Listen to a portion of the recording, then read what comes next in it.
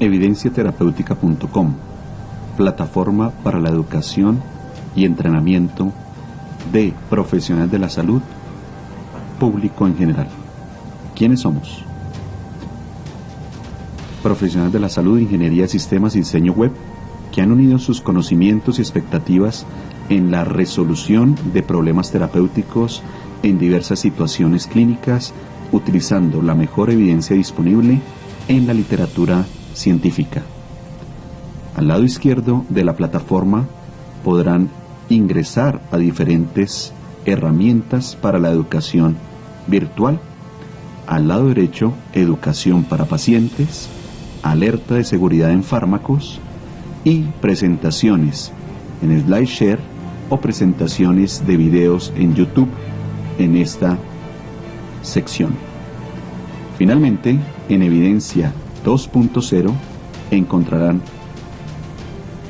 información de cursos virtuales para entrenamiento en esta plataforma.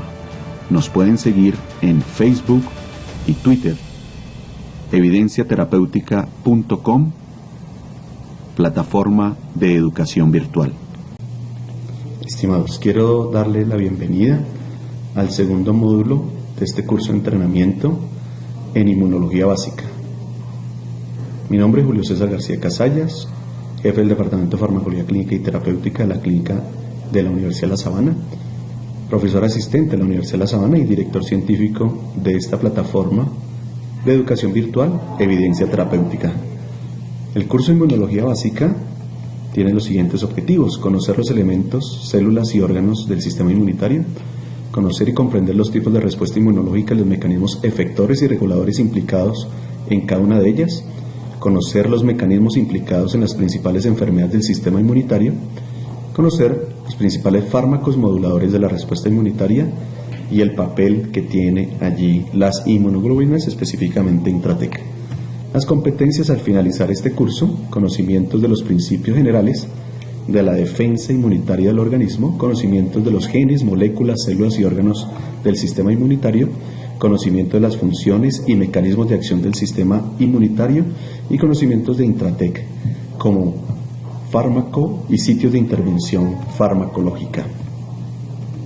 El contenido programático: el módulo 1 ya visto, las células y órganos del sistema inmune. El módulo 2 que vamos a ver en esta revisión: activación y diferenciación linfocitaria, y la próxima semana el módulo 3, Intratec como producto. Recordar el entrenamiento vía Skype el 17 de octubre. Entonces quiero darle la bienvenida a activación y diferenciación de los linfocitos. ¿Cuáles son los objetivos de esta charla?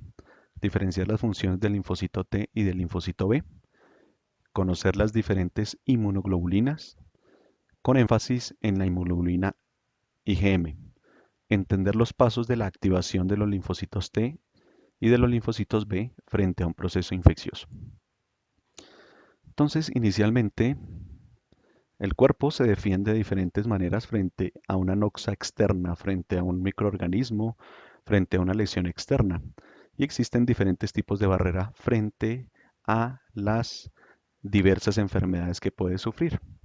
Estas se clasifican por su situación, por el modo de acción y por el modo de aparición. Por su acción pueden ser externas como la piel, mucosas, o internas como los macrófagos, los linfocitos, los eosinófilos, los basófilos, etc. Por el modo de acción pueden ser específicas o inespecíficas. Dentro de las específicas que vamos a revisar en este módulo están las inmunoglobulinas, y las inespecíficas, las lágrimas, por ejemplo, la saliva, la orina. Por el modo de aparición pueden ser innatas o adquiridas, y estas las revisamos durante el módulo 1, recordando que las innatas son independientes de los antígenos, mientras que las adquiridas tienen que ver con toda la respuesta que puede generar una noxa llamada antígeno, y cómo ésta despierta la respuesta de anticuerpos frente a ella. Las barreras externas pueden ser mecánicas, químicas, biológicas. De esta manera, las mecánicas está pues desde la piel, con una capa gruesa, a la que se adhieren muchos patógenos impiden su entrada, impiden su translocación o que se expulsan con la descamación y queratinización a través de la dermis y de la epidermis. El cerumen y los pelos del conducto auditivo hacen retención de cuerpos extraños, por ejemplo, y generan un ambiente enrarecido para que no puedan crecer diversas bacterias o virus allí. Las mucosas de vías respiratorias que retienen la entrada de cuerpos, toda la mucina, el moco que se genera en la vía respiratoria que captura estos cuerpos. Dentro de las barreras químicas están determinadas secreciones, determinan la existencia de un pH ácido. Ese pH ácido hace que las bacterias no crezcan o crezcan con mayor lentitud. Y esto es la saliva, el sudor, las lágrimas, el jugo gástrico. Recordar que el pH gástrico es próximo a 2, donde prácticamente no puede resistir ninguna bacteria allí. Estamos hablando del ácido clorhídrico, la secreción vaginal, por ejemplo, la misma orina que tiene un pH ácido en el momento en que no tiene ningún tipo de infección, tanto la vejiga como el riñón. Las barreras biológicas está la flora bacteriana natural a través de todo el tracto digestivo, a través de nuestra piel, a través de aberturas naturales e impiden la colonización y el desarrollo de otras bacterias que habitualmente son patógenas. Un ejemplo es el Staphylococcus epidermidis, que está en nuestra piel habitualmente, o la misma Escherichia coli, que está en el tracto digestivo y que impide el crecimiento de otras bacterias. La bacteria de la flora intestinal normal, que habitualmente por el uso de antibióticos de alto espectro genera la barrida, la destrucción de esta flora intestinal, el paciente empieza a sufrir de hongos, por ejemplo, o de colitis pseudomembranosa por Clostridium difficile. Flora vaginal y el efecto bactericida del esperma que también permite destrucción de diferentes bacterias. Barreras internas están toda la parte de las células inmunitarias y los órganos linfoides que vamos a ver a continuación.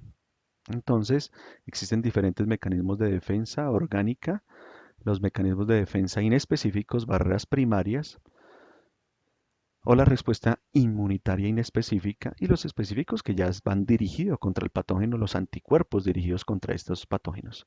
Las barreras primarias, piel, mucosas, la inespecífica, fagocitos, complemento, la misma inflamación, que es un proceso natural, que es un proceso fisiológico frente a una noxa, y la respuesta inmunitaria específica celular, que se encarga de activar toda la respuesta inmunitaria, y la humoral por linfocitos B, que se encargan de la producción de inmunoglobulinas.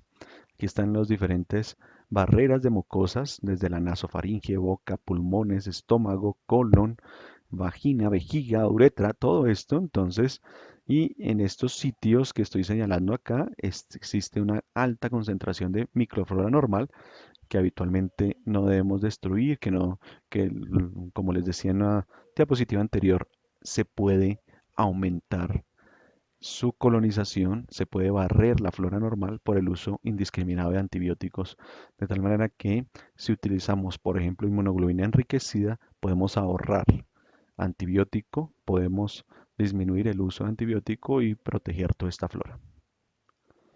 Entonces el patógeno se encuentra con diferentes barreras como es la piel, luego los leucocitos y los fagocitos y luego todo el sistema inmunitario, o sea, todo un sistema escalonado que impide su crecimiento.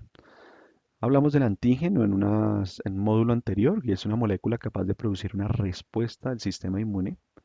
Esa respuesta se llama anticuerpo y el sistema inmune que la produce es el sistema adaptativo, ¿cierto? Mediante la activación de los linfocitos, principalmente linfocitos T, y que sintetizan los anticuerpos de los linfocitos B. Aquí está entonces como el esquema de un antígeno con diferentes epítopes, que son los determinantes antigénicos, es decir, si esto es una bacteria, ella tiene en su membrana o en su capa plasmática, específicamente en su pared, diferentes epítopes que generan la respuesta antigénica específica. Estos anticuerpos, fabricados por toda la respuesta humoral O la otra posibilidad es que se destruyan estas bacterias a través de una respuesta celular específica o con linfocitos T citotóxicos. Entonces aquí están los diferentes fagocitos. Esto es un repaso del módulo 1 donde veíamos los leucocitos, monocitos, con un núcleo grande, diferentes gránulos citoplasmáticos, migran a la sangre hasta los órganos y se transforman finalmente en macrófagos. Y esos macrófagos, por ejemplo, los macrófagos del pulmón, los macrófagos de la sangre, permiten la activación de todo el sistema inmunitario y la respuesta innata. Macrófagos entonces ya son células que se diferencian, ¿cierto? Con gran capacidad de fagocitosis, o sea, de englobar esa bacteria y destruirla. Forman el sistema retículo endotelial, es decir, todo el sistema de defensa innato. Los neutrófilos, muy abundantes en la sangre, tienen una vida corta con un núcleo lobulado, diferentes lóbulos, donde existen diferentes sustancias que van a destruir estas bacterias, por ejemplo, metaloproteínas, por ejemplo, proteasas, lipasas, y son atraídos por sustancias desde zonas infectadas. Recordemos que la degranulación del neutrófilo es como si existiese una bomba atómica en el sitio de la infección. No solamente va a generar destrucción de la bacteria, sino también de nuestros propios tejidos. Por degranulación del neutrófilo se genera la pus. Entonces, ¿cómo se diferencia a la larga cada uno de estas células ya diferenciadas desde monocitos, eritrocitos, linfocitos? Existe una gran célula madre autorregeneradora, célula pluripotencial, es decir, con capacidad de diferenciarse a diferentes tipos de células dependiendo el estímulo existente en el medio circundante. Entonces aquí está el progenitor mielocítico y esta digamos, por diferenciación, y está la eritropoyetina, por ejemplo. Ese es el estímulo para que se genere todas las células o la línea eritroide. Luego vienen los factores estimulantes de granulocitos, entonces vienen los basófilos, eosinófilos, los granulocitos monocitos y los megacariocitos. Entonces estos generan las plaquetas, basófilos, eosinófilos, neutrófilos y monocitos. Y después viene la célula progenitora linfocítica y entonces tenemos diferentes órganos como el timo, como el vaso, como en la médula ósea, como el mismo ganglio linfático, en donde se van a diferenciar cada uno de estos linfocitos, bien sea natural killer, linfocitos T o linfocitos B. Ya vamos a ver a continuación cómo ocurre todo este proceso. Y recordar esta diapositiva que es fundamental y cómo la IgM permite este acoplamiento de proteínas del complemento, la activación del complejo de ataque del complemento y se forman poros dentro de esa membrana de esa bacteria de tal manera que hay una irrupción de fluidos en la célula que provoca su lisis y esto es a través de este poro que se va formando en esta membrana. Entonces, esto, recordémoslo, esta diapositiva es muy importante porque es uno de los factores que más favorece la IgM. Las barreras específicas, entonces, cuando los mecanismos de defensa inespecíficos son insuficientes para controlar la infección, se activa la respuesta inmune. La respuesta inmunitaria se basa en la capacidad de distinguir lo propio de lo extraño. Es un proceso en el que intervienen los linfocitos y sus principales características son especificidad, memoria y diversidad. Y vamos a verlo con calma más adelante, cada una de estas características importantes, adicionalmente de la autolimitación. Le damos aquí en esta primera parte y ya continuamos con la organización del sistema inmunitario.